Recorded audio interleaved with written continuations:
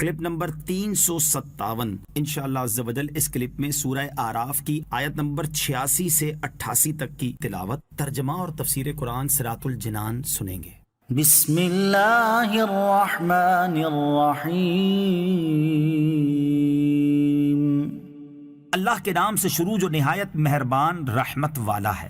وَلَا تَقْعُدُوا بِكُلِّ صِرَاطٍ تُوعِدُونَ وَتَصُدُّونَ عَن سَبِيلِ اللَّهِ مَنْ آمَنَ بِهِ وَتَبْغُونَهَا عِوَجًا وَاذْكُرُوا إِذْ كُنتُمْ قَلِيلًا فَكَثَّرَكُمْ وَانظُرُوا كَيْفَ كَانَ عَاقِبَةُ الْمُفْسِدِينَ۔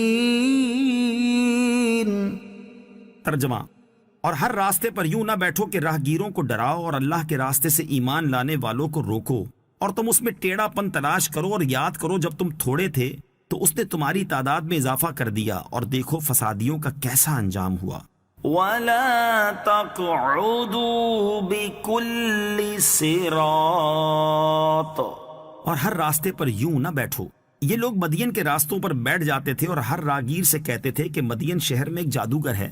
یہ بھی کہا گیا کہ ان کے بعض لوگ مسافروں پر ڈکیتیاں ڈالتے تھے۔ وَاذْكُرُوا، اور یاد کرو، تم تھوڑے تھے تمہیں بہت کر دیا، غریب تھے امیر کر دیا، کمزور تھے قوی کر دیا۔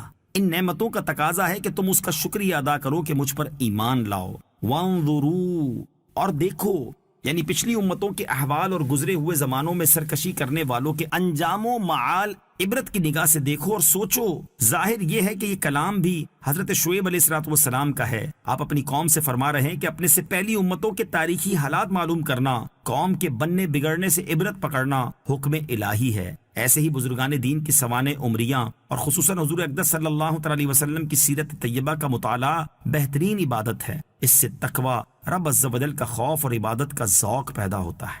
وَإِن كَانَ طَائِفَةٌ مِّنكُمْ آمَنُوا بِالَّذِي أُرْسِلْتُ بِهِ وَطَائِفَةٌ لَّمْ يُؤْمِنُوا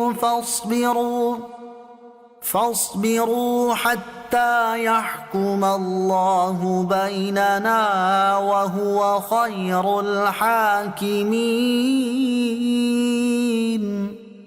ترجمہ: اور اگر تم میں ایک گروہ اس پر ایمان لائے جس کے ساتھ مجھے بھیجا گیا ہے، اور ایک گروہ اس پر ایمان نہ لائے، تو تم انتظار کرو حتیٰ کہ اللہ ہمارے درمیان فیصلہ کر دے، اور وہ سب سے بہترین فیصلہ فرمانے والا ہے۔ وَإِن كَانَ طَائِفَةٌ مِّنكُمْ، اور اگر تم میں ایک گروہ، یعنی اگر تم میری رسالت میں اختلاف کر کے دو فرقے ہو گئے کہ ایک فرقے نے مانا اور ایک منکر ہوا، تو انتظار کرو یہاں تک کہ اللہ عز و جل ہمارے درمیان فیصلہ کر دے کہ تصدیق کرنے والے ایمانداروں کو عزت دے اور ان کی مدد فرمائے، اور جھٹلانے والے منکرین کو ہلاک کر دے اور انہیں عذاب دے۔ اور اللہ عز و جل سب سے بہترین فیصلہ فرمانے والا ہے، کیونکہ وہ حاکم حقیقی ہے۔ اس کے حکم میں نہ غلطی کا احتمال ہے، نہ اس کے حکم کی کہیں اپیل ہے۔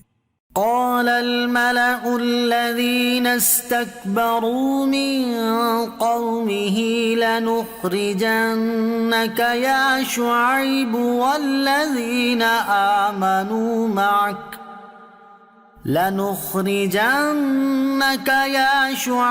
والذين آمنوا معك من قريتنا أو لتعودن في ملتنا قال أولو كنا كارهين۔ ترجمہ: اس کی قوم کے متکبر سردار کہنے لگے، اے شعیب، ہم ضرور تمہیں اور تمہارے ساتھ والے مسلمانوں کو اپنی بستی سے نکال دیں گے، یا تم ہمارے دین میں آ جاؤ۔ فرمایا، کیا اگرچہ ہم بیزار ہوں؟ قال الملأ الذين استكبروا من قومه، اس کی قوم کے متکبر سردار کہنے لگے۔ اس سے پہلی آیات میں حضرت شعیب علیہ السلام کے اپنی قوم کو کیے گئے واعظ و نصیحت کا بیان ہوا۔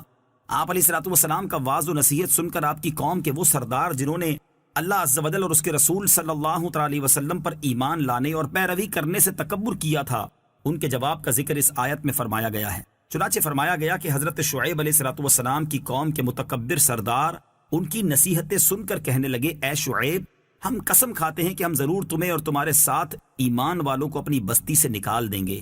یعنی اصل مقصود تو آپ کو نکالنا ہے اور آپ کی وجہ سے آپ کے مومن ساتھیوں کو بھی نکال دیں گے۔ أَوْ لَتَعُودُنَّ فِي مِلَّتِنَا، یا تم ہمارے دین میں آ جاؤ۔ اس کا لفظی معنی یہ بنتا ہے کہ یا تم ہمارے دین میں لوٹ آؤ۔ اس سے بظاہر یہ معلوم ہوتا ہے کہ معاذ اللہ حضرت شعیب علیہ السلام پہلے ان کے دین میں داخل تھے، تبھی تو انہوں نے آپ علیہ السلام کو واپس لوٹ آنے کی دعوت دی۔ مفسرین نے اس اشکال کے چند جوابات دیے ہیں، ان میں سے 3 سماعت کیجیے۔ نمبر 1، حضرت شعیب علیہ السلام پر ایمان لانے والے چونکہ پہلے کافر تھے، تو جب آپ کی قوم نے آپ کی پیروی کرنے والوں کو مخاطب کیا تو اس خطاب میں آپ علیہ السلام کو بھی شامل کر کے آپ پر بھی وہی حکم جاری کر دیا، حالانکہ آپ علیہ السلام تو ان کے دین میں کبھی داخل ہی نہ ہوئے تھے۔ نمبر 2، کافر سرداروں نے عوام کو شک و شبے میں ڈالنے کے لیے اس طرح کلام کیا تاکہ لوگ یہ سمجھیں کہ آپ علیہ السلام پہلے ان کے دین و مذہب پر ہی تھے۔ حضرت شعیب علیہ السلام نے انہیں جو جواب دیا کہ کیا اگرچہ ہم بیزار ہوں، یہ ان کے اس اشتباہ کے رد میں تھا۔ نمبر 3، حضرت شعیب علیہ السلام کفر و شرک سے تو قطعاً دور و نفور تھے، لیکن ابتدا میں چھپ کر عبادت وغیرہ کرتے تھے، جس کی وجہ سے ان کا دین قوم پر ظاہر نہ تھا، جس سے انہوں نے یہ سمجھا کہ آپ علیہ السلام ان کے دین پر ہیں۔